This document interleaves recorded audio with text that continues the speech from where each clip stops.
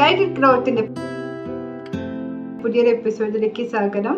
കഴിഞ്ഞ വീഡിയോയിൽ പ്രോത്സാഹനം കുട്ടിക്കാലത്ത് തന്നെ കൊടുക്കാൻ ഒരു മടി കാണിക്കരുത് എന്ന് പറഞ്ഞു വെച്ചത് അതിൻ്റെ ഒരു തുടർച്ചയായിട്ട്, അതായത് പോസിറ്റീവ് റീഇൻഫോഴ്സ്മെന്റ്, അതായത് പ്രോത്സാഹനം എങ്ങനെയൊക്കെ കൊടുക്കണം, അതായത് ഗൈഡൻസ് എങ്ങനെയാണ് ഒരു റീഇൻഫോഴ്സ്മെന്റ് ഒരു ഏർലി ചൈൽഡ്ഹുഡിലേക്ക് കൊടുക്കാൻ പറ്റുക, 8 വഴികൾ അല്ലെങ്കിൽ 8 ഗൈഡൻസിനെ കുറിച്ചിട്ടാണ് ഞാൻ ഇന്നത്തെ എപ്പിസോഡിൽ പറയാൻ പോകുന്നത്.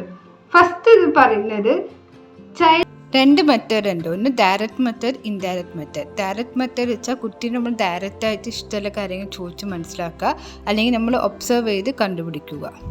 അങ്ങനെ കണ്ടുപിടിച്ചതിന് ശേഷം അതിനനുസരിച്ച് നമ്മൾക്ക് റീഇൻഫോഴ്സ്മെൻറ്റ് കൊടുക്കാം. അടുത്തതാണ് use of variety of potential reinforcement. അതായത് റീഇൻഫോഴ്സ്മെൻറ്റ് കൊടുക്കുമ്പോൾ ടൈപ്സ് ആയിട്ട് കൊടുക്കാം. മീൻസ് ഒരേപോലെ കൊടുക്കുന്നതിന് പകരം ഒരു 5 ടൈപ്പ് ഉണ്ട്. അതായത് ഒന്ന് എഡിബിൾ, അതായത് ഫുഡ്, സ്നാക്സ്, ഡ്രിങ്ക്സോ.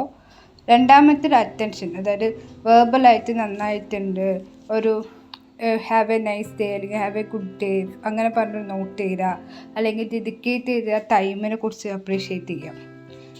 മൂന്നാമത്തേത് ആക്ടിവിറ്റി, അതായത് എന്തെങ്കിലും ഗെയിം കൊടുക്കുക, അല്ലെങ്കിൽ അവർക്ക് ചെയ്യാൻ ഇഷ്ടമുള്ള ഒരു ആക്ടിവിറ്റീസ് കൊടുക്കുക. പിന്നെ എസ്കേപ്പ് പറയുന്നത് നമുക്ക് തീരെ താല്പര്യമില്ലാത്ത കാര്യം ചെയ്യാതിരിക്കാനും ആ സമയത്ത് നമുക്കൊരു ബ്രേക്ക് കിട്ടുകയും ഒപ്പം നമുക്ക് ആ ഒരു ടാസ്ക് ഇഷ്ടമില്ലായ്മ ഒഴിവായി കിട്ടുകയും ചെയ്യും. ലാസ്റ്റത്തെ ടൈപ്പായ സെൻസറി, അത് പാട്ട് കഴിക്കുന്ന വഴി, കംഫർട്ട് ഒബ്ജക്റ്റ് കഴിക്കുന്ന വഴി നമുക്ക് റീഇൻഫോഴ്സ്മെൻറ്റ് കൊടുക്കാൻ പറ്റും. ഇനിയും 5 ഗൈഡൻസ് ഉണ്ട്. 4 മറ്റന്നാളായിട്ട് അപ്ലോഡ് ചെയ്യുന്നതായിരിക്കും.